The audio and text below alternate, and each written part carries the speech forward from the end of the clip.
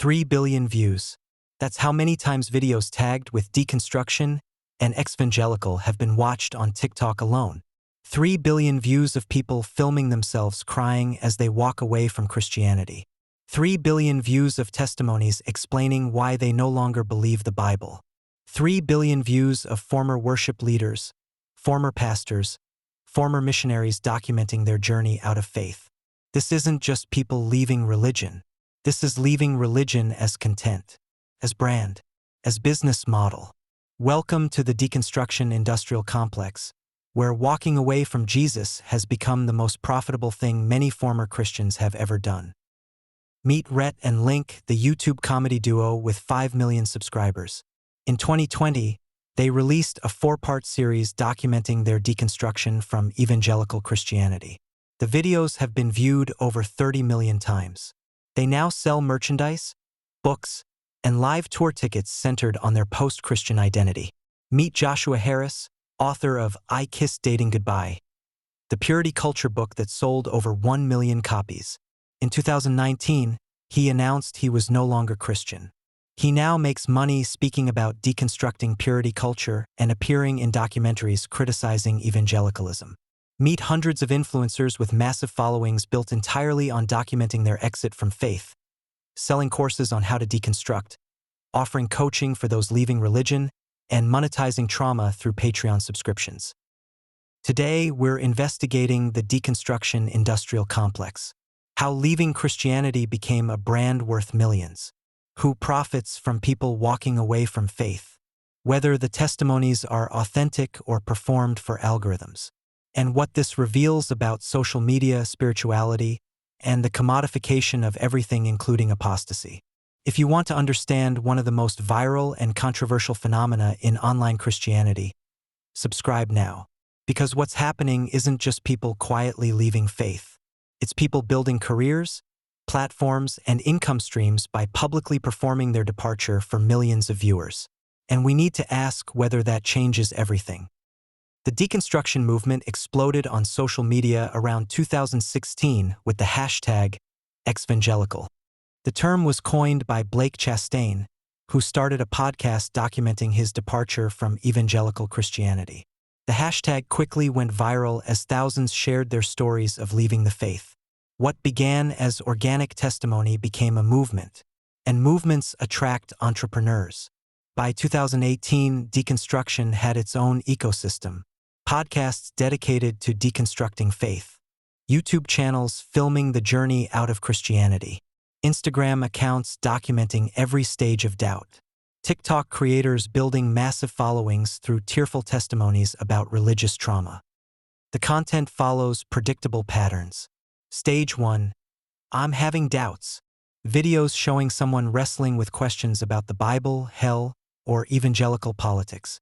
Stage 2. I'm deconstructing. Content documenting the process of questioning everything they were taught. Stage 3. I've left. The announcement video, often emotional, declaring they're no longer Christian. Stage 4. Here's what I believe now.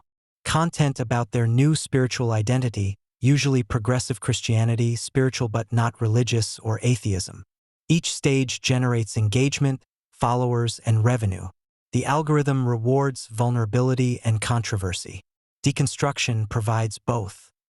The community that formed around hashtag Exvangelical is massive. Hundreds of thousands identify with the term. They follow each other's journeys, comment support on each other's posts, and create a digital community for people leaving evangelicalism. This community is valuable. It provides belonging for people who've lost their religious communities. But it also creates incentive structures. The more dramatically you deconstruct, the more engagement you get. The more you criticize evangelicalism, the more followers you gain. The more emotional your testimony, the more it's shared. What started as authentic testimony has become, for many, a performance optimized for virality. Let me show you the money because it's substantial. Rhett and Link's Ear Biscuits podcast generates revenue through YouTube ads, with episodes about their deconstruction getting millions of views. They've written a book, sold live tour tickets, and expanded their media empire partly on their post-Christian identity. Conservative estimates suggest they've earned hundreds of thousands, possibly millions, from deconstruction-related content. Joshua Harris speaks at conferences about deconstructing purity culture, charges for appearances in documentaries like I Survived, I Kissed Dating Goodbye, and earns from ongoing book sales. His deconstruction became more profitable than his original evangelical platform. Smaller influencers monetize deconstruction through Patreon, where followers pay monthly subscriptions for exclusive content about leaving faith. Some charge $50 to $100 per month for access to private communities and coaching calls. Others sell courses on how to deconstruct healthily for hundreds of dollars. Instagram and TikTok creators earn through sponsored content, affiliate marketing, and brand deals. The deconstruction audience is valuable to advertisers because it's engaged, educated, and has disposable income. Podcasts generate revenue through sponsorships. The Life After podcast by Matthew DiStefano and Brandon Robertson, focused on progressive Christianity and deconstruction, has sponsorships from progressive religious organizations. Books about deconstruction and religious trauma are a booming market. Publishers actively seek deconstruction memoirs because they sell. Authors earn advances and royalties. Speaking tours follow. The media ecosystem around deconstruction is now substantial enough that people can build entire careers on it. This creates perverse incentives. If your income depends on being a deconstruction influencer, you're financially invested in maintaining that identity. You're incentivized to stay deconstructed, to continue criticizing evangelicalism, and to produce content that keeps your audience engaged. The question becomes, are you sharing authentic spiritual journey or performing identity for profit? Subscribe now if you're wondering whether the testimonies are real or manufactured, because we need to investigate what's actually happening. After analyzing hundreds of deconstruction testimonies, I've identified a formula that repeats with remarkable consistency. First, the trauma hook. Nearly every deconstruction story begins with trauma from evangelical upbringing, purity culture shame, authoritarian parents, abusive church leaders, LGBTQ rejection. The trauma is real for many, but the emphasis on trauma serves narrative and algorithmic purposes. Trauma generates sympathy, engagement, and shares. Second, the intellectual awakening. The person discovers that the Bible has contradictions, that evolution is true, that biblical scholars question traditional authorship. These discoveries are presented as revelations that shatter naive faith. The intellectual awakening positions the deconstructor as having outgrown simplistic evangelicalism. Third, the moral crisis. The deconstructor becomes troubled by evangelical positions on sexuality, politics, or social justice. They can't reconcile their progressive values with conservative theology. This moral crisis is framed as conscience triumphing over indoctrination. Fourth, the isolation and rejection. The person shares their doubts with evangelical community and is rejected, judged, or shunned. This rejection justifies leaving and positions the deconstructor as victim. Fifth, the liberation. Walking away from evangelicalism is framed as escape from bondage to freedom. The language mirrors Exodus narratives. You were enslaved, now you're free. This liberation rhetoric makes leaving faith feel heroic rather than tragic. Sixth, the new identity.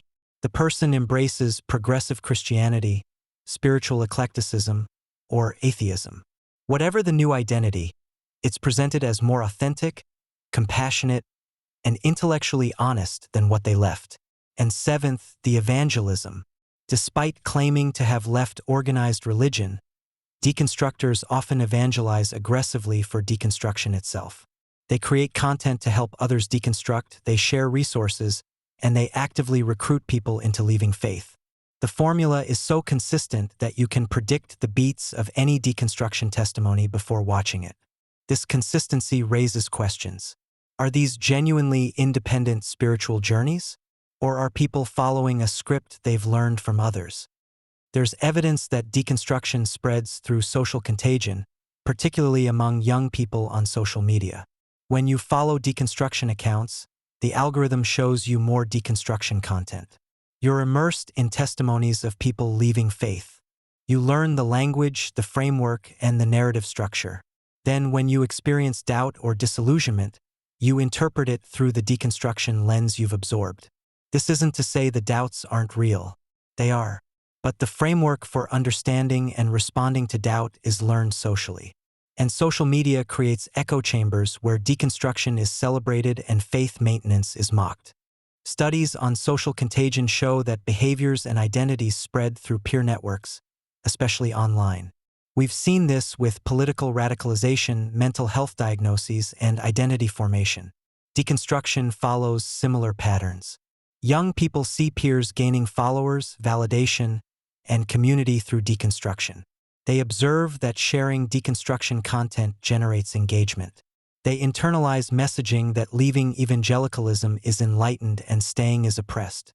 This creates social pressure toward deconstruction. If all your friends are deconstructing and all your feeds show deconstruction as heroic, staying Christian feels backwards and shameful. The contagion is accelerated by algorithm dynamics. Content that generates strong emotion performs well. Deconstruction testimonies generate emotion, both from supporters who relate and critics who engage angrily. Both types of engagement boost the content. So platforms amplify deconstruction content, exposing more people to it, creating more deconstructors who create more content in a self-reinforcing cycle. This doesn't mean every deconstruction is inauthentic. But it does mean we should be skeptical when deconstruction happens to align perfectly with what generates social media engagement and income. Human motivation is complex. When spiritual journey and financial incentive align, separating authentic from performative becomes very difficult. Deconstruction almost always follows a predictable theological trajectory. It starts with questioning secondary doctrines like young earth creationism or inerrancy. These seem like reasonable questions, and conservative responses often feel inadequate. Then it moves to questioning biblical reliability, historical accuracy, and authorship. Documentaries and progressive biblical scholars provide ammunition. From there, it's a short step to questioning core doctrines. Did Jesus really rise bodily? Is substitutionary atonement divine child abuse? Is hell real? Could universalism be true? Each question is framed as intellectual honesty, but the direction is always the same, away from orthodoxy. The trajectory continues to questioning whether Christianity is uniquely true. Maybe all religions lead to God. Maybe Jesus was one enlightened teacher among many? From there, many abandon Christian identity entirely, becoming spiritual but not religious or atheist. The process typically takes 2 to 5 years. What's striking is how rarely people reconstruct orthodox faith after deconstructing. The movement is almost entirely one direction. You rarely see deconstruction influencers saying, "I questioned everything, studied deeply, and concluded that historic Christianity is true." Instead, deconstruction leads to progressive Christianity at best and atheism at worst. This trajectory reveals that deconstruction isn't neutral inquiry. It's a process with predetermined outcomes. The questions asked, the sources cited, and the framework used all point toward abandoning conservative theology. This is why conservative Christians are skeptical of deconstruction. It looks less like honest questioning and more like ideological conversion dressed up as intellectual growth. Progressive deconstructors would say that trajectory proves conservative Christianity doesn't withstand scrutiny. Conservatives would say it proves deconstruction is hostile to orthodoxy from the start. Both observations might be true. Who gets hurt in the deconstruction industrial complex? First, young Christians who follow influencers into deconstruction without the theological grounding to reconstruct anything. They tear down their faith and can't rebuild. They're left spiritually rootless, anxious, and disillusioned. Second, parents watching their children abandon faith after being influenced by TikTok deconstructors. The parents are heartbroken and helpless as algorithms do what they couldn't prevent. Third, churches that lose members to deconstruction movements. Pastors watch young adults influenced by online content walk away despite the church's efforts to disciple them. Fourth, the deconstructors themselves when the brand fails. What happens when your entire identity and income are built on being an exvangelical, but you're no longer getting engagement? Some deconstructors are stuck performing a role they've outgrown because their livelihood depends on it. Fifth, people with legitimate church trauma who get exploited. Their pain becomes content that makes others rich. Their stories are packaged and sold without them benefiting. And sixth, the Christian witness broadly. When millions watch tearful testimonies of people leaving faith, Christianity looks toxic, false, and harmful. The gospel is obscured by the spectacle of highly produced apostasy. Before we critique deconstruction, we must acknowledge what's legitimate. Many people sharing deconstruction stories have experienced real trauma in evangelical contexts. Spiritual abuse is real. Purity culture did real damage. Some churches are authoritarian and harmful. LGBTQ people have been treated cruelly by Christians. Intellectual questions about the Bible are genuine and deserve thoughtful answers, not dismissive proof texting. The desire for faith that's intellectually honest and compassionate is good. These legitimate concerns deserve to be taken seriously. The problem isn't that people have doubts or questions. The problem is how those doubts are monetized, performed, and spread virally. The problem is when leaving faith becomes a brand identity and income stream. The problem is the industrial complex that's grown around deconstruction, where entrepreneurs profit from people's spiritual crises. The problem is when algorithms amplify deconstruction because it generates engagement while suppressing reconstruction because it doesn't. The problem is when deconstruction becomes social contagion rather than individual spiritual journey. We can validate the pain while questioning the industry built on that pain. Churches also bear responsibility. The fact that so many people have similar complaints about evangelicalism suggests systemic problems. Authoritarian leadership, intellectual shallowness, political captivity, poor handling of abuse, harsh treatment of LGBTQ people. These aren't isolated failures but patterns. If evangelicalism wants to prevent deconstruction, it needs to address these root problems rather than just critiquing deconstruction influencers. You can't blame people for leaving toxic environments. You should blame the environments for being toxic. The deconstruction industrial complex is parasitic on evangelical dysfunction. Fix the dysfunction and you starve the parasite. What's missing from most deconstruction testimonies is engagement with actual Christian intellectual tradition. Deconstructors typically interact with evangelical pop theology, not with serious Christian thought. They read progressive scholars who agree with their trajectory but not orthodox scholars who challenge it. They cite Bart Ehrman on biblical reliability but not N.T. Wright or Michael Kruger. They reference Rachel Held Evans but not C.S. Lewis. They absorb progressive critiques but never engage conservative responses. This creates the illusion that Christianity collapses under scrutiny when actually they've only examined a narrow slice of Christian thought. For instance, deconstructors often say they left because of biblical contradictions, but they rarely engage rigorous evangelical scholarship on these issues. They hear skeptical claims but not responses. They absorb sound bites but don't read books. The intellectual journey is shallower than presented. Similarly, deconstructors cite moral objections to Christian teaching on sexuality, but they rarely engage serious Christian ethics. They dismiss traditional positions as bigotry without wrestling with biblical, theological, or philosophical arguments.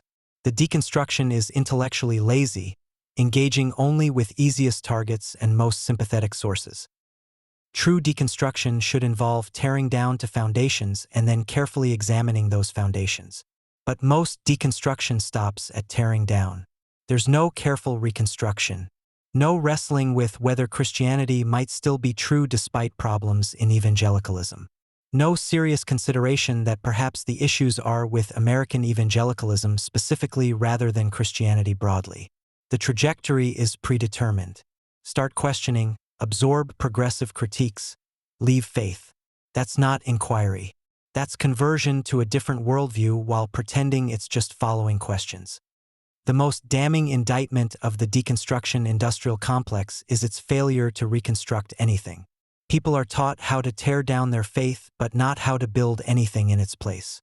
The result is spiritual homelessness. Former Christians wandering between progressive Christianity, vague spirituality, and atheism without landing anywhere substantial. They've deconstructed Christianity but can't articulate what they now believe or why. When pressed, their beliefs are remarkably shallow. Be kind. Love wins. Don't judge. These aren't theologies. They're slogans. You can't build a life on slogans. The deconstruction influencers don't offer reconstruction because reconstruction doesn't generate engagement like deconstruction does. The money is in the leaving, not in the arriving. The content that performs well is tearful apostasy, not careful theological construction. So influencers stay in perpetual deconstruction mode, always questioning, always critiquing, never building. Their audiences absorb this and mirror it. Communities of deconstructors united only by what they've left, not by what they've found. This creates chronic spiritual instability. Without beliefs to ground you, you drift with cultural currents. Without community to anchor you, you're isolated. Without practices to form you, you're adrift. Some deconstructors recognize this problem and try to address it. They offer progressive Christian alternatives or spiritual but not religious frameworks. But these reconstructions are inevitably weaker than what was deconstructed.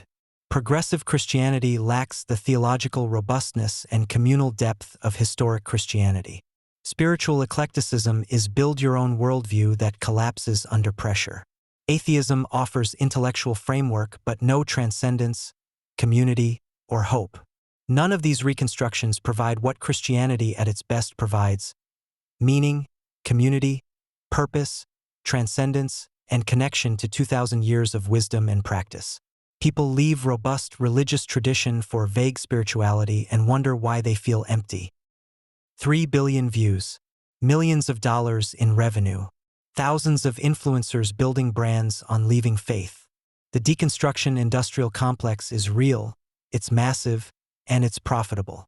What began as authentic testimonies of people processing faith struggles has become a content economy where walking away from Jesus is monetized, algorithmically amplified, and socially contagious. Young Christians watch perfectly produced videos of people crying as they abandon Christianity. They absorb the narrative that doubting means leaving, that questioning means apostasy, that evangelicalism is toxic and departure is liberation. Some deconstructors are genuinely sharing their journeys. Others are performing identity for profit. Most are probably somewhere in between, their authentic struggles amplified and shaped by incentive structures they didn't create but benefit from. The industry doesn't care. It processes pain into content, converts doubt into engagement, and monetizes apostasy. Publishers want deconstruction memoirs. Podcasts want deconstruction guests. Algorithms want deconstruction content. Everyone profits except the young Christians whose faith is collateral damage. Here's what should terrify us. An entire generation is learning that faith struggles should be documented for social media, that doubts should be performed for audiences, and that leaving Christianity should be packaged as personal brand. They're learning that the way to process church hurt is to build a platform criticizing the church. They're learning that intellectual honesty means rejecting orthodoxy. They're learning that compassion requires abandoning biblical sexuality. These lessons come not from careful theological reflection but from TikTok videos and Instagram posts optimized for engagement. The deconstruction industrial complex will continue growing because it's profitable and because evangelicalism keeps producing the trauma and dysfunction that feeds it. But we should be honest about what it is. It's not just people leaving faith. It's people building careers on leaving faith. It's apostasy as brand. It's doubt as content. It's spiritual crisis as revenue stream. And it's destroying the faith of thousands who might have reconstructed if they weren't being algorithmically pushed toward complete deconstruction by influencers who profit from their departure. If this investigation challenged you, convicted you, or opened your eyes to what's happening, subscribe now. Share this with someone processing deconstruction or with church leaders who need to understand. The industrial complex is real.